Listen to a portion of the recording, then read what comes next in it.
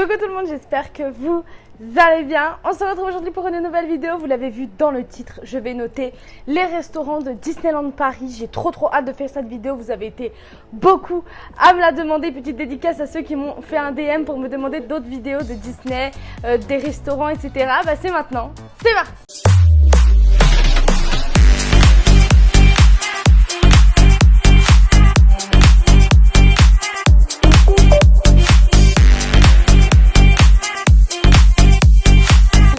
Lâche un like, mets un commentaire, abonnez-vous. Avant de commencer la vidéo, je vous laisse aller checker tous mes réseaux sociaux, tout est en description comme d'habitude. Avez-vous vu ce look comme d'habitude? Je vous laisse aller checker mon clean girl look du mardi beauté. Voilà. Et let's go, c'est parti. Je vais parler aujourd'hui de tous les restaurants qui sont au Disneyland Park uniquement. Ils défilent juste ici, il y en a beaucoup. Et en fait, cette vidéo, je vais tout simplement noter les restaurants que j'ai déjà fait ou j'ai déjà mangé. Je ne vais pas noter les restaurants où je ne suis pas allée.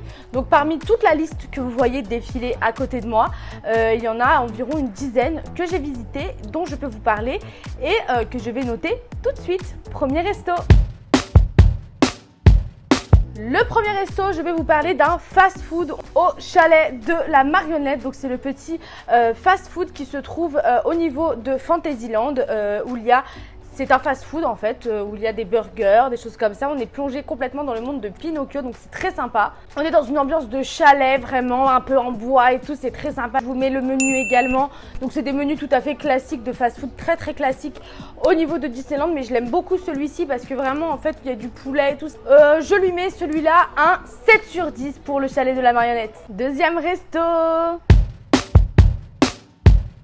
Alors là, un grand classique, on va parler du café Hyperion. Ce café il se situe donc à Discoveryland. C'est le café où il y a le grand ballon gonflable à l'extérieur. Voilà, c'est un café-théâtre où il y a pas mal de spectacles, de temps en temps, des dessins animés. Enfin bref, il se passe pas mal de choses et c'est aussi un fast-food, voilà, où il y a beaucoup d'exclusivité. Il y avait l'exclusivité avec le burger gros goût et tout. Il y avait pas mal de trucs comme ça, des trucs un peu Star Wars. Ils essayent de Star Warisé, si je peux dire, des fois avec des, quand c'est par exemple le mois de la force, avec des thématiques au niveau des burgers. Franchement, c'est très cool parce que du coup, pendant qu'on mange, on peut regarder des dessins animés. C'est pas très cher, il y a des spectacles des fois. Enfin, c'est pas très cher, c'est pas très cher parce que c'est un fast-food à Disney, mais dans tous les cas, c'est très cher de manger à Disney, donc ne vous attendez pas à des prix incroyables. Plutôt classique, fast-food classique, un très beau cadre parce que franchement, je vais noter beaucoup les cadres parce qu'il faut savoir que je trouve un petit peu que la bouffe à Disney dans les fast-food, ça se ressemble, hein, à part dans les restaurants thématiques, mais j'y viens, ne vous inquiétez pas. Mais pour le café Hyperion, donc qui est toujours dans l'ambiance un petit peu Jules Verne futuriste, rétro-futuriste, qui est très sympa à Discoveryland et j'espère qu'ils vont garder cette ambiance. Je note le café Hyperion 8 sur 10 parce que c'est un très beau cadre pour manger, j'aime beaucoup et en plus c'est un petit peu au cœur du parc, donc au niveau du placement, très sympa pour continuer les petites attractions dans la journée.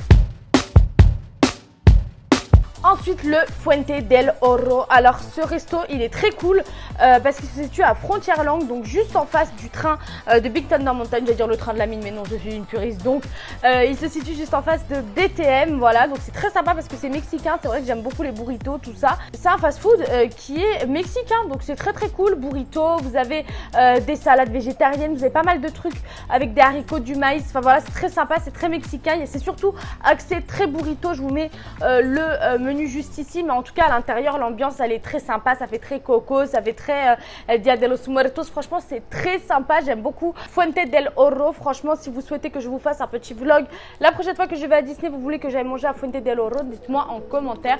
En tout cas j'aime trop aller manger à Fuente del Oro, mais c'est pas mon préféré, du coup je lui mets également un 8 sur 10 pour celui-ci.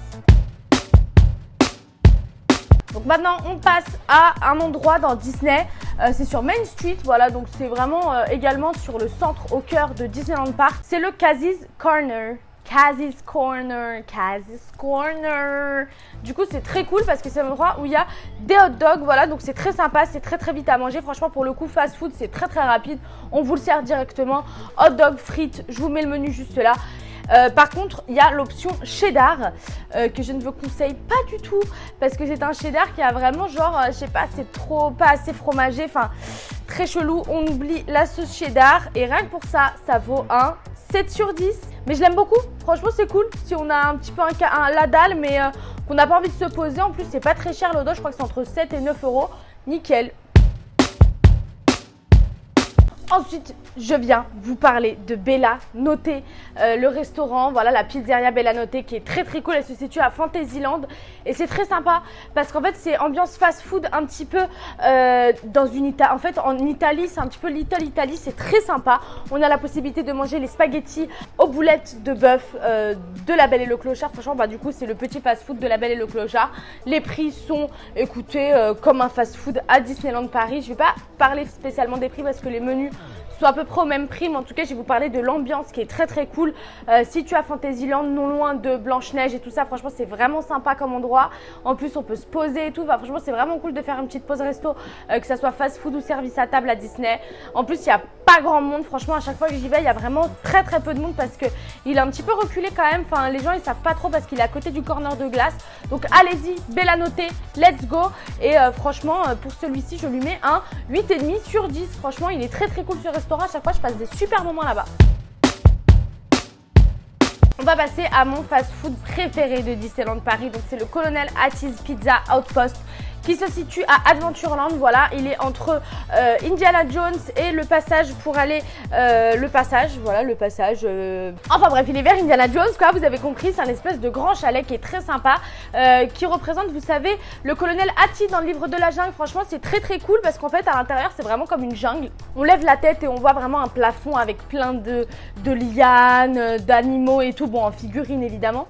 Il y a des mecs qui viennent jouer au tambour et tout pendant que tu manges. Franchement c'est très sympa, ça met de la bonne ambiance. On se sent vraiment dans la jungle, enfin vraiment très très cool au niveau ambiance. En plus on y mange super bien, pâtes, pizza, pas de trucs trop extravagants. Franchement en plus à chaque fois c'est très sympa parce que c'est pâtes, pizza, c'est des trucs que voilà, il n'y a pas de burger, il n'y a pas de frites, enfin voilà. Et du coup, bah, c'est mon fast-food préféré, donc je lui mets un 9,5 sur 10. J'adore ça. Franchement, j'y vais quasiment à chaque fois que je vais à Disney. Je l'aime trop. On va passer maintenant aux restaurants à table qui sont très cool au Disneyland Park. Dites-moi en commentaire hein, si vous voulez que je vous fasse la même vidéo pour le Disneyland Village, pour le Disneyland Studio. En plus, maintenant, il y a Pim Kitchen et tout de Avenger Campus. Je tourne le 20 juillet et c'est aujourd'hui l'ouverture de Avenger Campus, donc très très cool. Et j'ai une grosse pensée et j'ai hâte d'y aller et j'ai hâte de voir.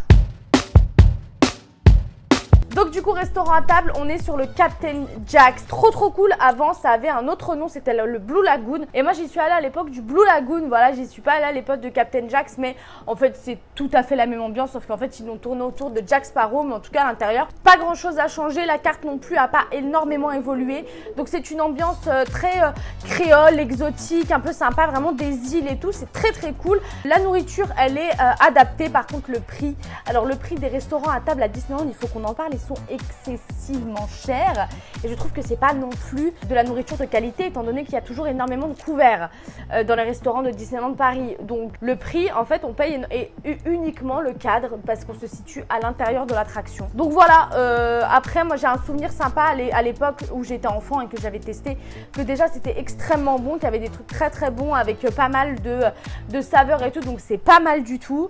Les accompagnements sont très standardisés à Disney, donc vous retrouvez le même riz, le même frites que partout. En revanche j'avais kiffé parce que j'avais pris un dessert qu'on pouvait peindre avec des coulis. J'avais une tête de Mickey, on pouvait mettre de la couleur, enfin franchement c'était très sympa.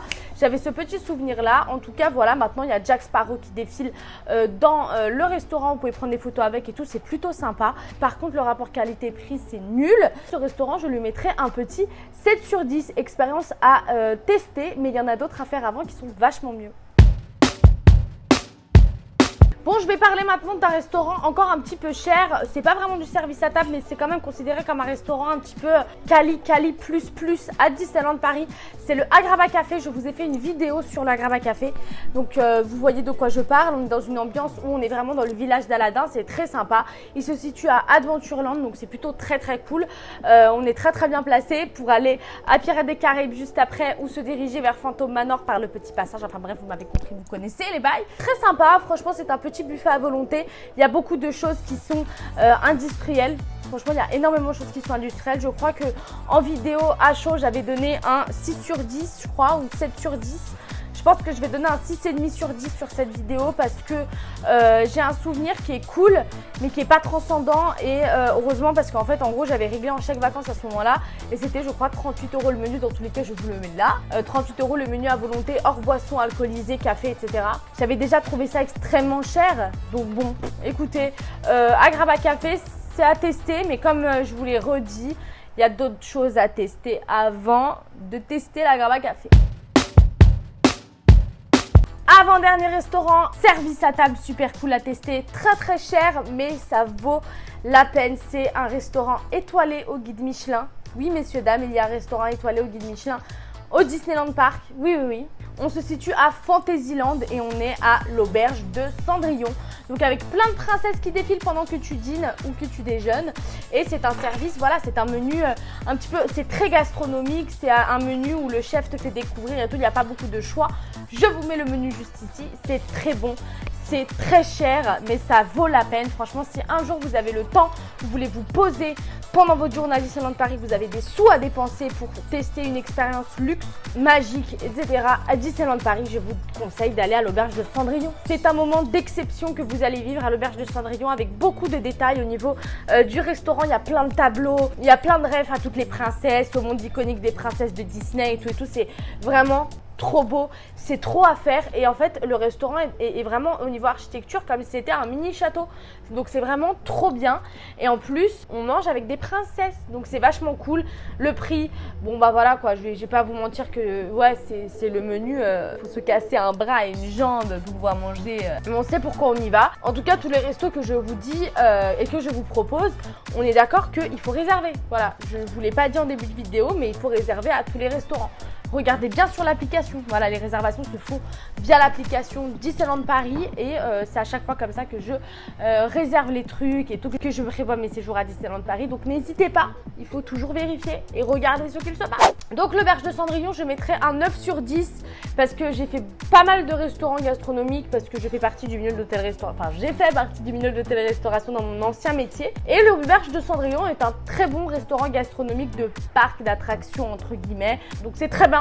Mais il faut y mettre le prix, j'arrête pas de le dire parce que c'est faramineux. Bref, je kiffe, let's go, dernier resto. Bon, le dernier resto est pas des moindres, le resto du boss, le Waltz.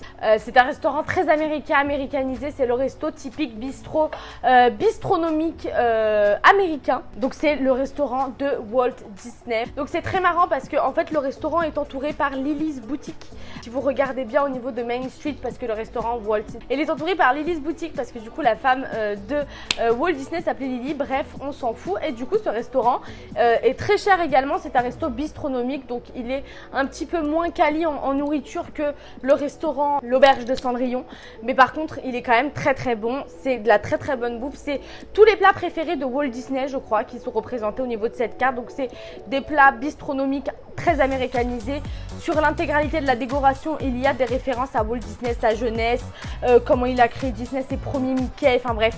Il y a beaucoup de références pour les puristes. J'adore ce restaurant. Franchement, j'y suis allée 2 fois et je rêve d'y retourner. Mais à chaque fois, c'est blindé. Mais franchement, dès que j'y retourne, je vous fais un vlog immédiatement. J'adore ce restaurant. En plus, franchement, pour le coup, j'ai plus envie de payer à Walt.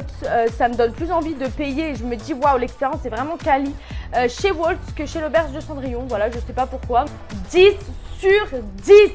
En tout cas voilà, merci de m'avoir suivi sur cette vidéo. J'ai essayé en tout cas de faire un petit récap de tous les restaurants où je suis allée, mes notes, etc. Donc si vous y allez pour une journée chill, vous voulez pas payer trop cher, allez manger au village. Mais ça sera potentiellement l'objet d'une autre vidéo. N'hésitez pas à me dire en commentaire si vous souhaitez que je vous fasse la même vidéo sur les restaurants du Disneyland Studio et les restaurants du village. Ce sera deux vidéos séparées, mais en tout cas n'hésitez pas à me le dire en commentaire, ça serait top. En tout cas merci de m'avoir suivi, j'espère que mon classement et mes notes ne seront pas trop durs. J'espère que j'ai été assez synthétique et quand même assez compréhensible parce que c'était un format court. Donc j'ai essayé de faire les choses bien, vous dire clairement ce que j'en pensais. C'est cool, c'est cher, c'est bon, ce truc, c'est classique. Terminé. En tout cas, merci de m'avoir suivi, j'espère que vous avez kiffé cette vidéo. On se retrouve mardi pour le mardi beauté. N'hésitez pas à me faire des suggestions sur la vidéo de vendredi. Tout est permis de la semaine prochaine. Voilà, n'hésitez pas, j'aime beaucoup vos suggestions. C'est grâce à vous que j'ai fait cette vidéo en tout cas. Et merci de m'avoir suivi, on se retrouve vendredi du coup pour le vendredi tout est permis. N'hésitez pas à lâcher un like, mettez un commentaire, abonnez-vous à ma chaîne. On se retrouve très bientôt pour une nouvelle vidéo. Allez à Disney, c'est trop top, l'Aventure Campus il est sorti, il est ouvert.